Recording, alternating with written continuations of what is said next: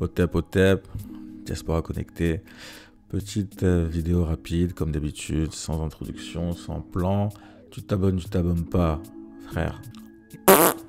Bref, donc petite vidéo rapide.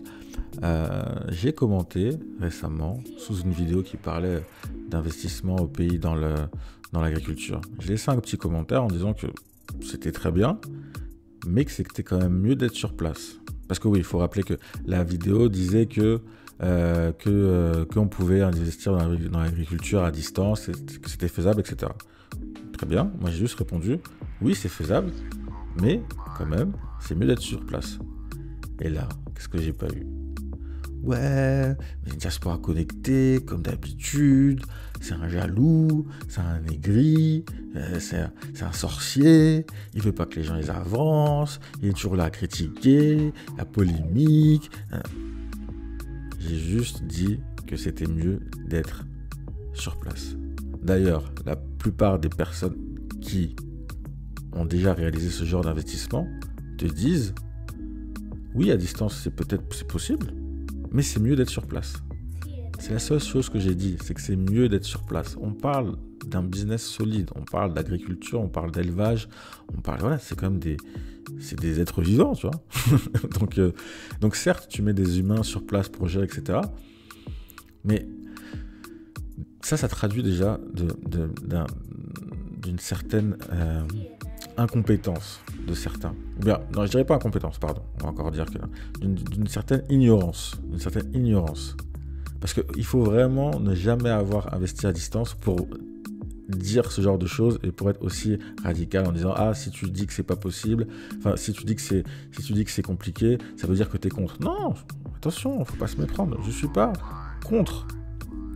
Bien sûr que c'est possible, il y a des gens qui le font. Donc à partir du moment où il y a des gens qui le font et qui ont prouvé que c'était possible, oui c'est possible.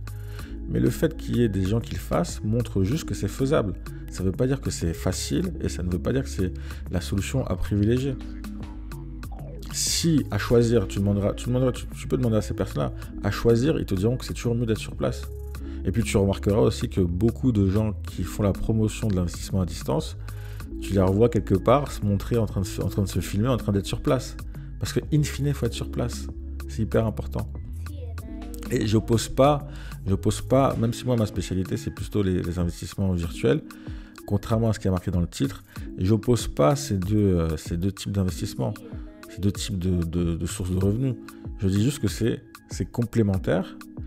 Et si on devait en commencer une seule à la fois, bien sûr, enfin à mon sens, je sais pas ce que tu en penses, mais bien sûr qu'il faut commencer par le virtuel.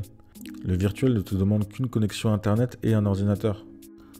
Moi, par exemple, je suis dans le e-commerce. Et à côté de ça, j'ai une agence de marketing digital.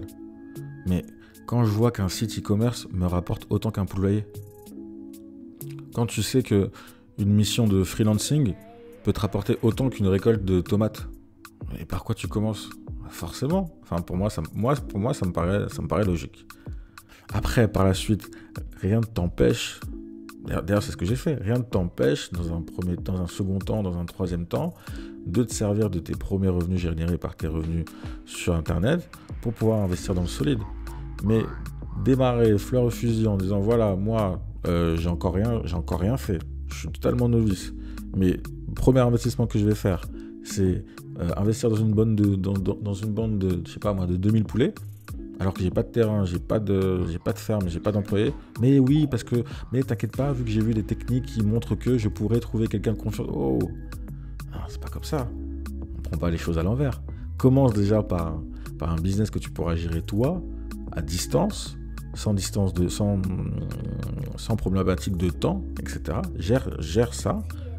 Ensuite, avec les revenus que tu auras générés, là, tu pourras déjà avoir un peu plus de liberté. J'aime pas le terme liberté financière, ça fait un peu trop bullshit.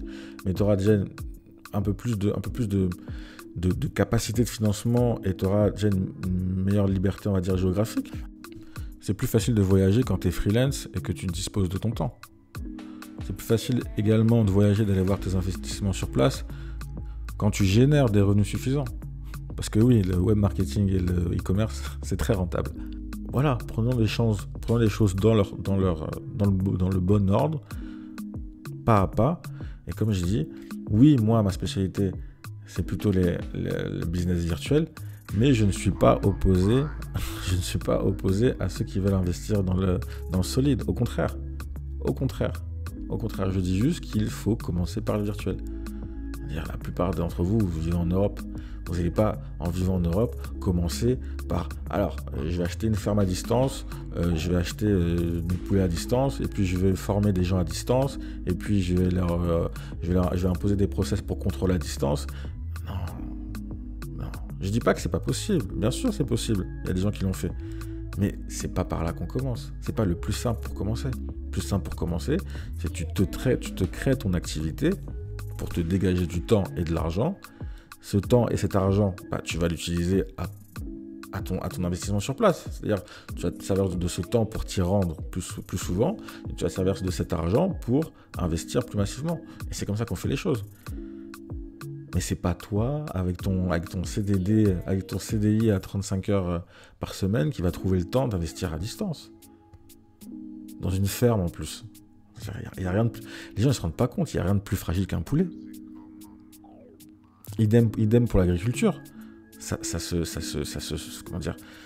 surveille, il y a des rendements à atteindre, etc.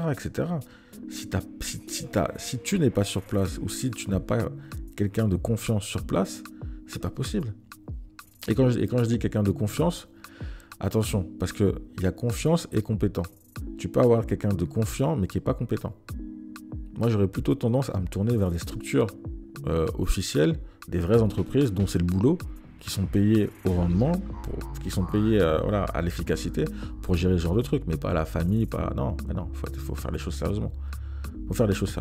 Bref, voilà, c'était une petite vidéo pour remettre un peu les choses au clair. Trop tendance à dire que je m'oppose au business solide, alors que pas du tout. C'est juste complémentaire. Et pour moi, c'est juste plus logique de commencer par du virtuel et ensuite d'embrayer vers du solide. Voilà.